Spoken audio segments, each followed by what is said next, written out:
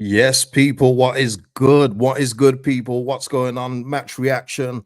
Leeds United versus Hull City. Leeds United take all 3 points, 3 point collecting as we should.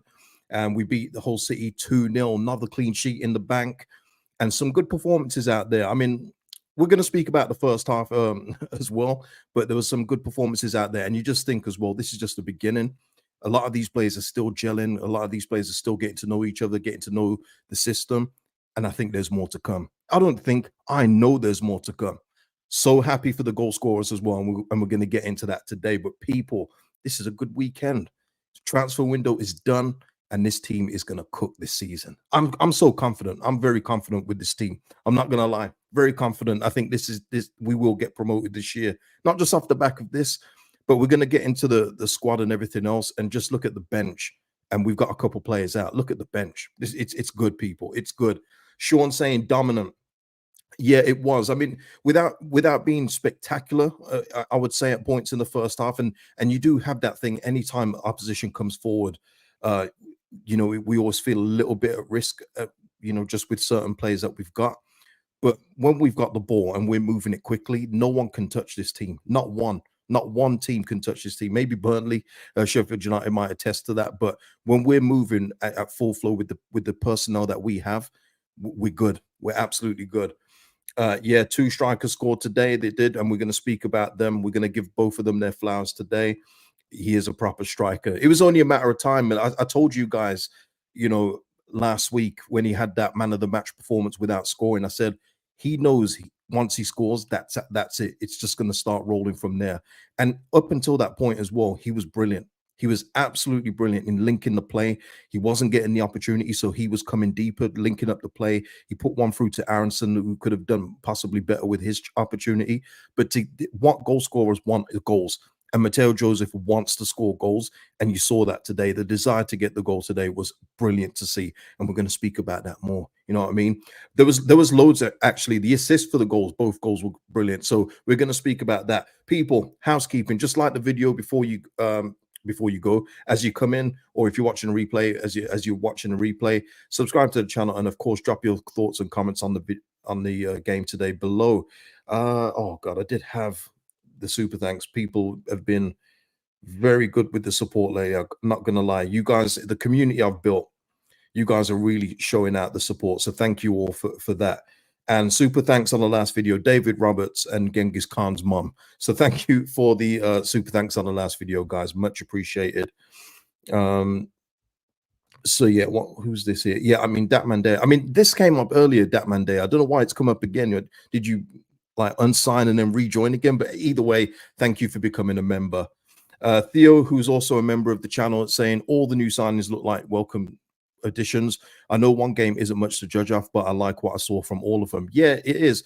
And the thing is, Theo, that's what I'm saying. I think there's just so much more to come, especially from a few in particular, and one that I hope stays fit. And that's always the worry. I mean, there was one point in the first half where Solomon went down. I think him and Gnonto were trying to counter very quickly, and Solomon was laid on the floor. I thought, oh no, not already, but he got straight back up. But don't do that with my heart, Solomon. Don't do that with my heart, because you, my friend, are going to be key. All right, Lewis.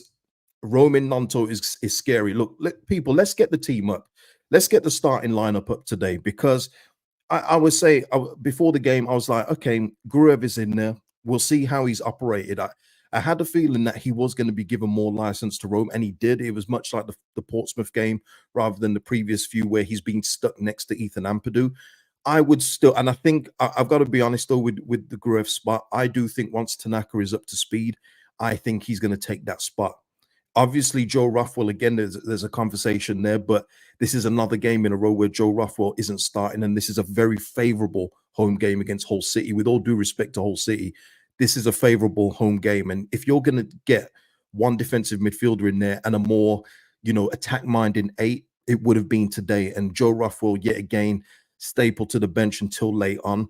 But he's got the quality to play in there. So Gruev is obviously the preferred option at this point. But I do think that when Tanaka is up to speed, I feel like he could take that spot. Look, Gruev was doing his best, especially in the first half. But then there was always those moments where if he just released the ball a bit quicker, but he just kept going backwards, and but that's what you're going to get. And it's not his fault. He's a defensive midfielder by trade, and that's why I think it's overkill having two of them in there. I think you can get away with Ampadu being the one and get another hardworking eight in there, like a Rothwell, like a Tanaka, to give it more balance. So yeah.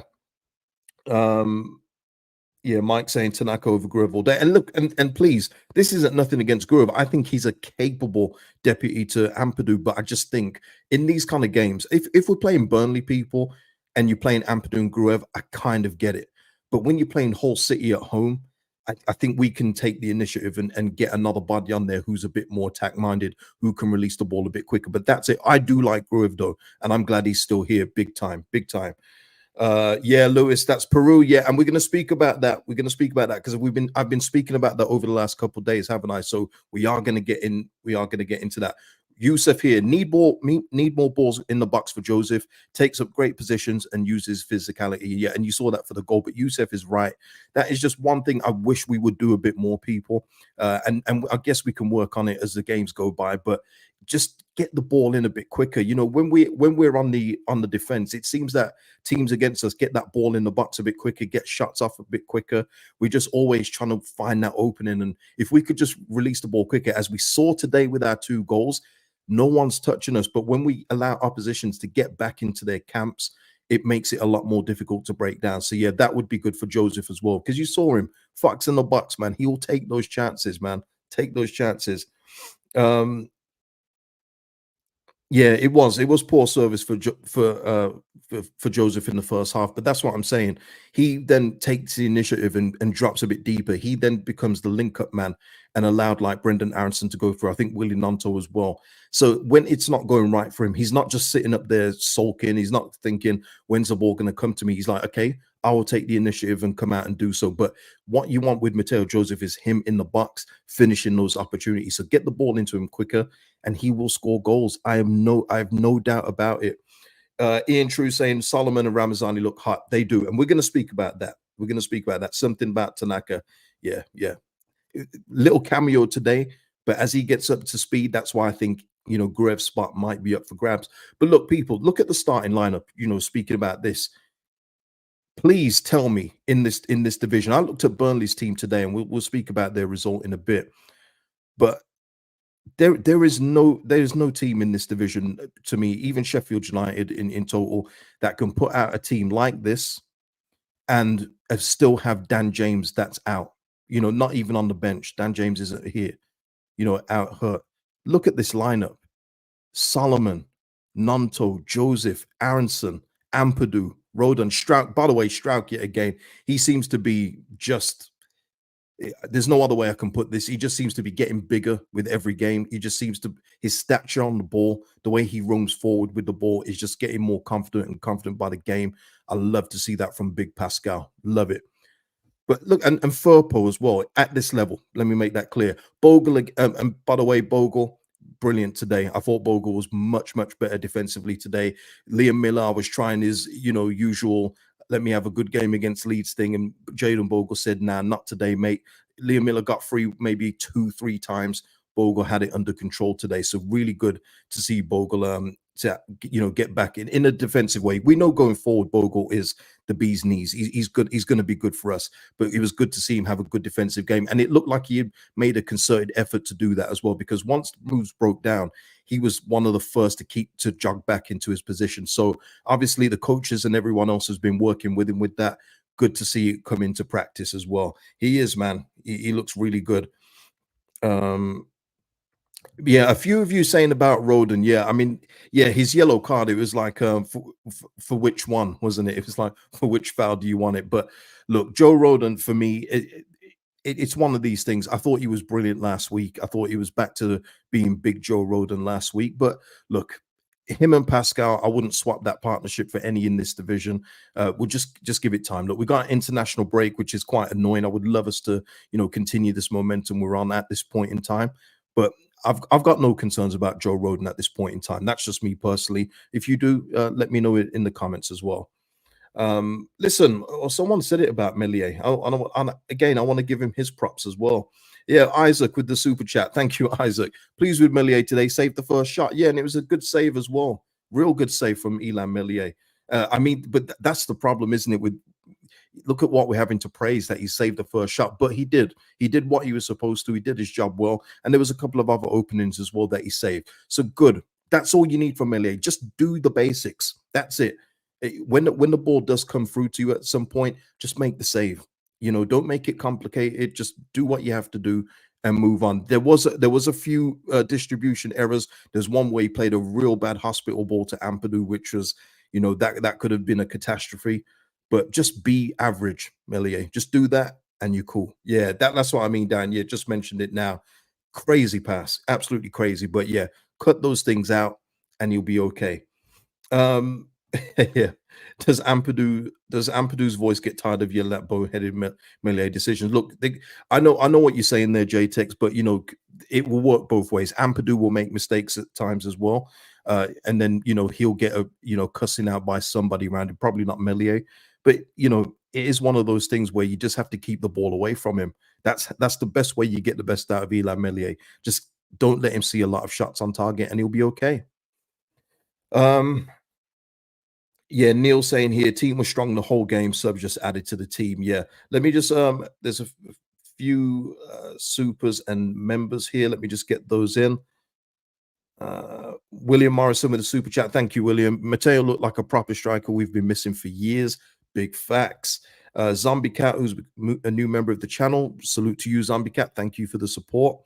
And James here, who's a long-standing member as well, is saying Melier had a couple of saves, but also a couple of oh no moments. Yep, but that's just what you're going to get from this guy. Yeah, and as long as you accept that, James and everyone else, you'll be at peace with yourself. There's going to be times where it won't come off. There'll be times where a real limp shot goes in. We know what's going to happen, but today he did his job. So salute him for that, and we move on. We move on. And then the lineup here, and talking about the lineup, here's the bench, people. At championship level, without Dan James in the team as well, people, this is good. This is good. Of course, the questions will always be when we get injuries, when we get suspensions. And we've got an injury now with Dan James, haven't we? But look at that. That is good at this level. And it should be more than enough for Danny Farker to work with. And so far, so good. So keep this up. Keep this up. Let's try and keep the injuries to a minimum. Look, Rob Price ain't here. No more butchering the team. We should be okay. You know what I mean? Yeah, James. Strong bench. Absolutely. Absolutely.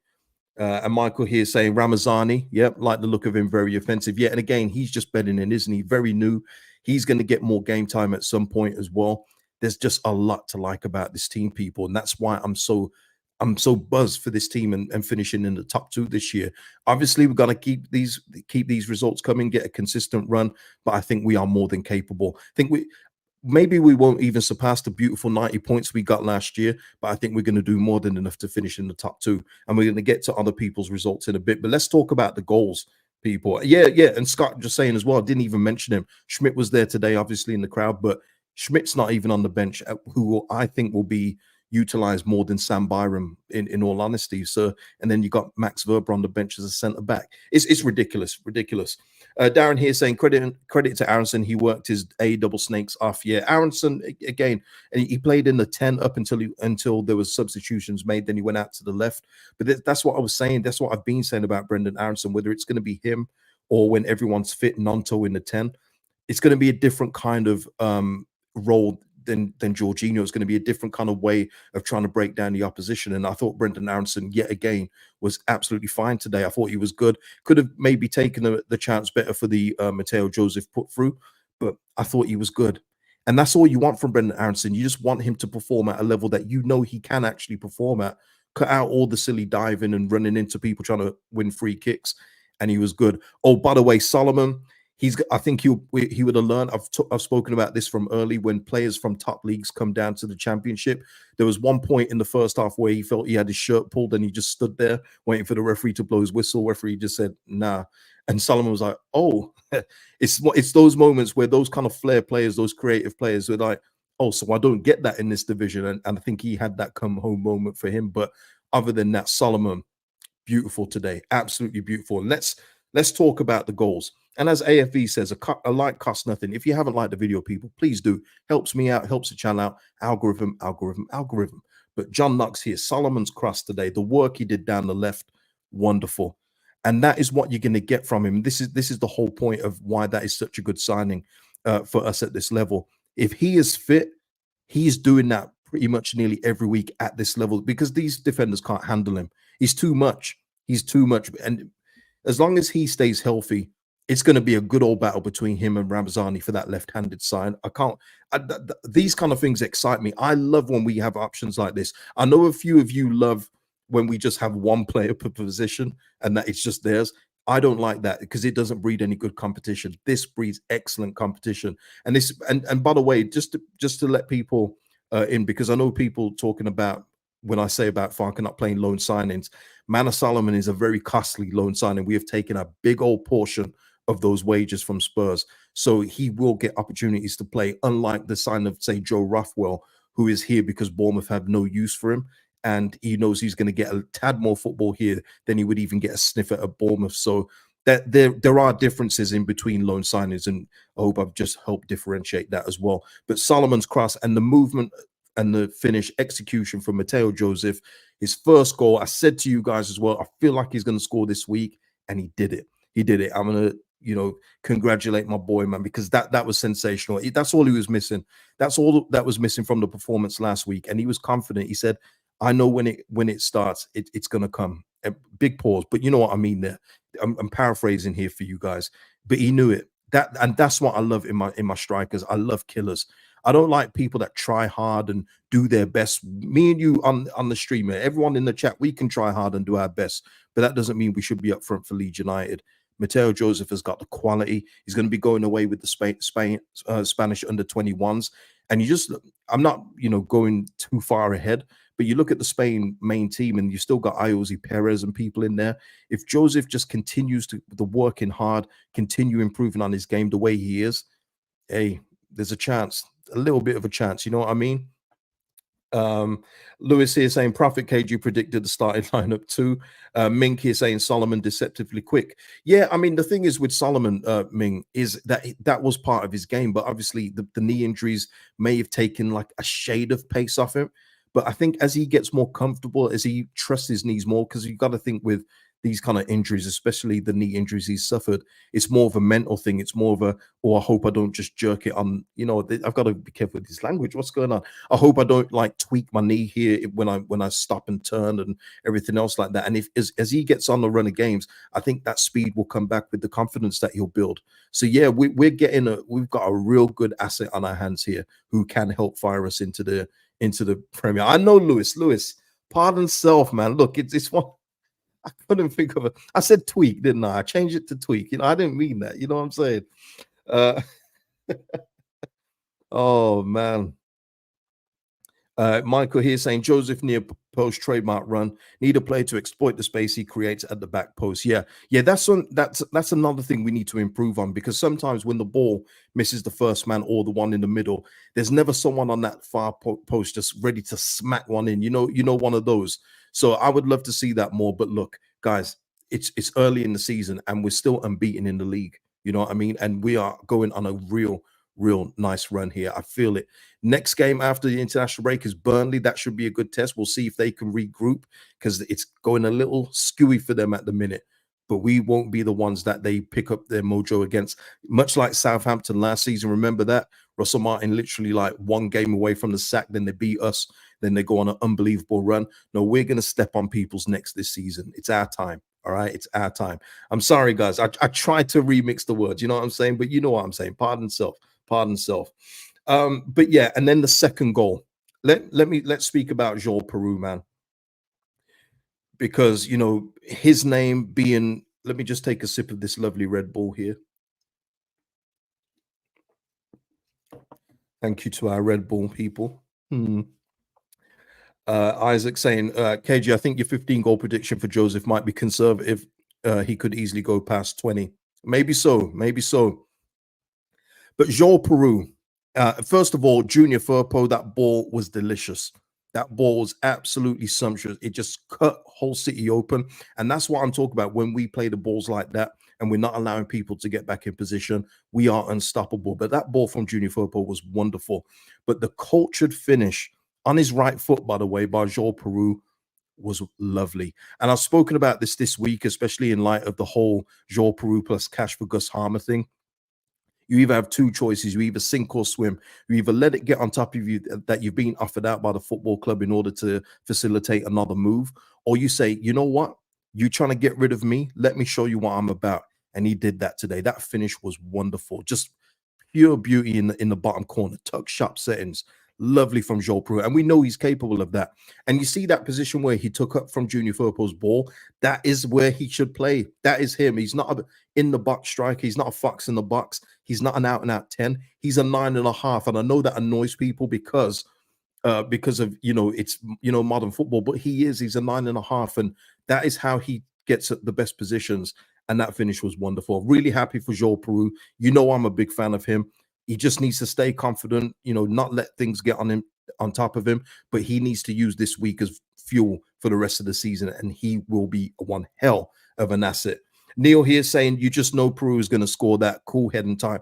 Yeah, there was a lot of time and a lot of opportunity to really, do something stupid, put it wide or a weak shot into the keeper, but that finish was just beautiful. Both goals today, people, were just a cut above. Just quality goals. Now, obviously, sometimes you're going to need a scrappy goal to win a game, a 20-yarder one that bounces off free, backsides before it goes in.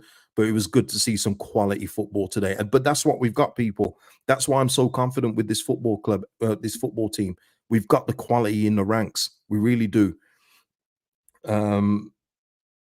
Yeah, Andy saying, my man Piroe, Mr. Accuracy might silence his critics for 2 weeks. You're probably right, man. You're probably right. Michael here saying Piroe finally realized the benefits of being a lead the line striker. And Kelvin here saying Piroe needs to play in the front two, ideally, but I do think he could do well with a guy like Gnonto in behind him. Yeah, exactly. Yeah, I think he works better in the two. I've always said that, though, with Joel Piroe. I think it's good if he was having Joseph up front and Piroe just behind, in that kind of setting. But it just gives us more options, people. So be excited, man. Be excited with what we've got. Lewis going back old school here, 4-4-2, mate. 4-4-2 with Piroe and Joseph sounds delicious. It sounds good, man. It sounds good. Little and large, like an old Quinn and Phillips link up, one of those. But yeah, good stuff, man. Good stuff. Let me just see here. Sorry, Jim here. Got a feeling we'll be scoring a lot of beautiful goals this season from the build up to the finish. We've definitely got the capabilities, Jim. I'm excited, man. Not gonna lie, I'm excited. So yeah. Prosa saying Leeds fans keep tossing Piroe in the water. Yeah, they do. I just hope he keeps swimming like this. Exactly, Prosa. That's all he has to do. Let his football do the talking. Let his football do the talking. Show your quality. You're cultured. You're not a run around merchant looking stupid, just running around for no reason. You're a cultured footballer. Show those qualities, and that's your part of the team. Not everyone needs to be a heat map merchant in football. That's what's killed the quality of football in this modern age. It's just footballers, I'm not having a good game. So you know what I'm going to do? I'm just going to run about and get my heat map up, get my heat map up, get my kilometers covered up, and then people will think I've had a good game. BS. Just do what you do, and you will be fine. And that's what he needs to do, man. Gnonto missed the new contract. Gnonto signed, and listen, I did a video about Willie Gnonto's contract earlier, and I'm still waiting for a few more comments in there from people that said he was going to go. I'm still waiting for those to say, "Oh, I was wrong." A couple of you have turned up, which is good to see, but I'm still waiting for more because I'm telling you, for all summer, not all of you, a lot of you were saying, "Well, Gnonto's going to look to leave. Well, Gnonto's going to go." Meanwhile, Gnonto is still here. He's looking to be the main man, and he signed a new contract without an exit clause. So if you would like to just put your comments in that video just to say I was wrong, I'd appreciate that. But I don't expect it because no one likes to be accountable for their comments when they're wrong. But it's all good. It's all good. Mr. Ripper here saying Piroe scored 10 goals before New Year last season. Then Farker pulled him for some reason. No, he pulled him, Mr. Ripper, and I'll always be fair. I will always be fair, and I don't rewrite history. He was off form, big time. He was off form just before Christmas. That's why Bamford came back in at that time, and Bamford then had a good few games. But then Bamford went off form, and he didn't come out, but Piroe did, and then Piroe was treated like a you know, an unwanted stepchild. You know, he was getting 4 minutes, 5 minutes here and there, and his confidence was on the floor. The crowd were on him. Farker didn't believe in him, and it wasn't until that Norwich game where he showed his quality again. But yeah, listen, it's one of those things where you can't treat everyone the same. No one gets that, but treat people fairly. And I don't think he got treated fairly last season overall. I don't. Um, Yeah, exactly, Kelvin. The issue was Bamford wasn't pulled in the same instance. Exactly, that's been a long-standing problem at this football club. But look, people, let's have a look at some other results today.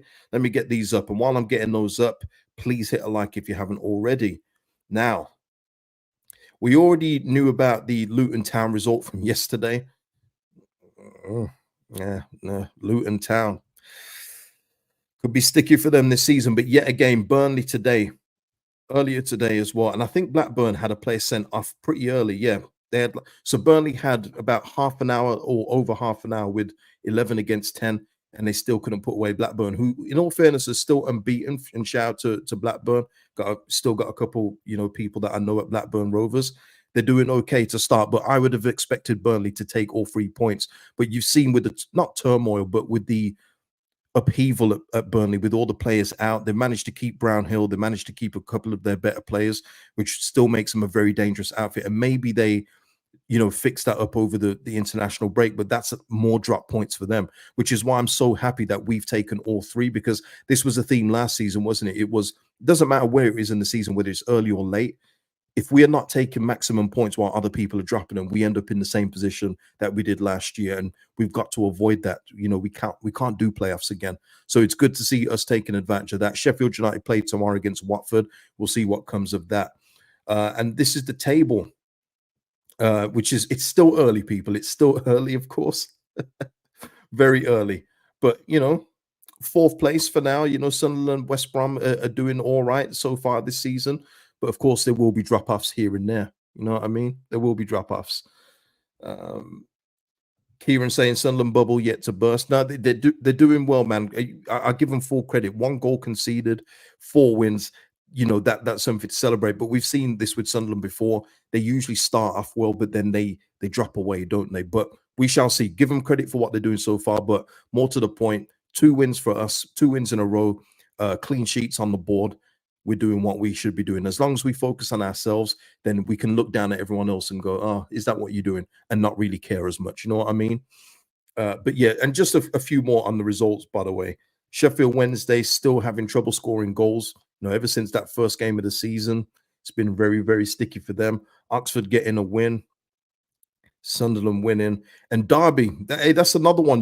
Derby County. They're doing all right. This year they're not being. I thought there'd be a few people's whipping boys, but they're doing very well so far. So good for them. Good for them. But more importantly, people, exactly Darren here. Exactly this, Darren.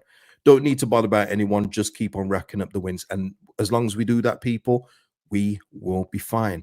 Now, obviously, we have an international break, so there's no game. So what I'm going to do, I don't know if I'm going to come back tomorrow, but I'm going to try and get Connor on for just his thoughts in general about the season so far, transfer window. So it'd be good to get Connor on the channel again.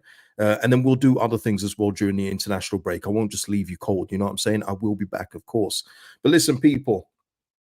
Oh, okay. Let me just say, Isaac here. I know it's off topic, but have you seen how everyone lost a 2-0 lead in the last 5 minutes of the game to lose 3-2? Shocker. Who did? Oh, Everton. Did they lose that game? No way. They were 2-0 up though, man. Let me see. Let me see. Oh my Lord. Oh, that is shocking. No way. I'll have to watch those highlights after, Isaac. Shout out for you for that. But listen, thank you everyone for joining me. And if you're watching the replay, thank you for tuning in. Please like the video before you go. Drop your comments on anything discussed today, especially in regards to the game. Who impressed you? Who do you think needs to have more work? Let me know how excited you are or how unexcited you are if you really want to. But listen, people, subscribe to the channel. Enjoy the rest of your weekend. 3 points for Leeds United. Let's keep it going. Peace out.